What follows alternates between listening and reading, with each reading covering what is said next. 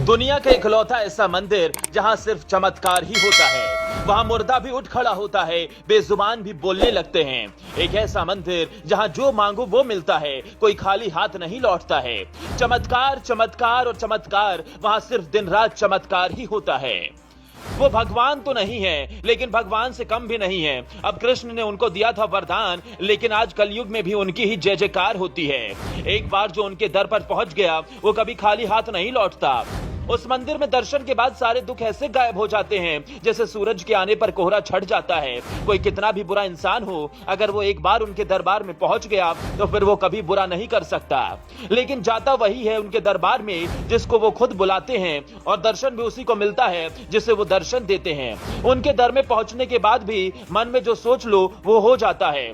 अब तक आप समझ ही गए होंगे हम बात किसकी कर रहे हैं। राजस्थान के सीकर जिले में जो बाबा खाटू श्याम का दरबार है, हम बात उसी की कर रहे हैं। अगर आप पूछेंगे कि क्या वास्तव में चमत्कार होता है या फिर लोग झूठी कहानियां फैलाकर गुमराह करते हैं, इन सारे सवालों के जवाब आपको इस वीडियो के खत्म होने तक मिल जाएंगे। बाबा ने कैसा चमत्कार किया, कैसे लाखों लोगों की जिंदगी बदल दी, जो रोता हुआ भी गया वो क्यों मुस्कुराता हुआ आया। बाबा के चमत्कार की एक एक कहानी आपको वीडियो में बताएंगे, लेकिन उससे पहले खाटू श्याम मंदिर के बारे में जानते हैं। राजस्थान के सीकर जिले में खाटू गांव में बाबा खाटू श्याम का विश्व विख्यात मंदिर है। खाटू का श्याम मंदिर बहुत ही प्राचीन है, लेकिन वर्तमान मंदिर सन 1720 में बना था।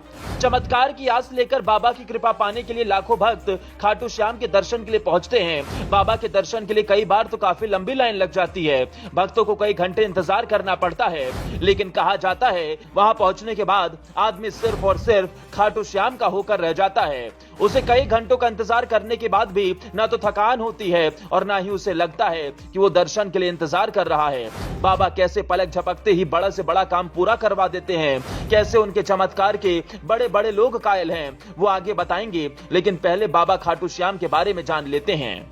हिंदू धर्म के मुताबिक खाटू श्याम को कलयुग में कृष्ण का अवतार माना जाता है। महाभारत काल से बाबा के होने का सबूत मिलता है। महाभारत के भीम के पुत्र घटोत्कच थे और घटोत्कच के पुत्र बर्बरिक थे। बर्बरिक से प्रसन्न होकर श्री कृष्ण ने उन्हें वरदान दिया था कि तुम्हें कलयुग में मेरे नाम से पूजा जाएगा।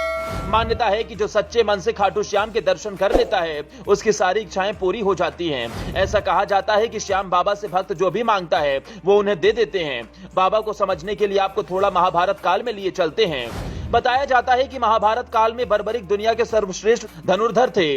माना जाता है कि बर्बरिक के लिए 3 बाढ़ ही काफी थे, जिसके बल पर वो कौरवों और पांडवों की पूरी सेना को खत्म कर सकते थे।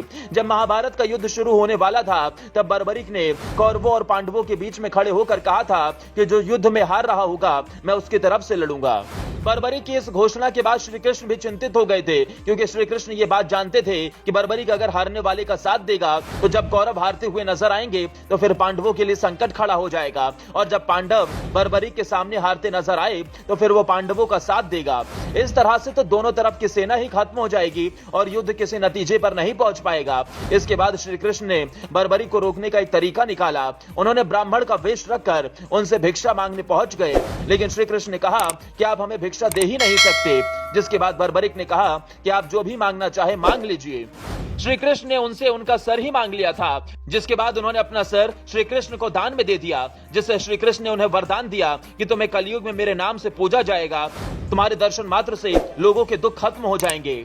माना जाता है कि कलयुग की शुरुआत से ही बाबा खाटू श्याम यहाँ मौजूद हैं। अब आपको खाटू श्याम के चमत्कारों के बारे में भी बता देते हैं। माना जाता है कि अगर एक बार बाबा के दर्शन कर लिए जाएं, तो मन में जो भी मुराद होती है वो पूरी हो जाती है। इतना ही नहीं, कोई भी रुका हुआ काम हो या फिर कोई रोग हो, बाबा के दर्शन के बाद ठीक हो जाता है।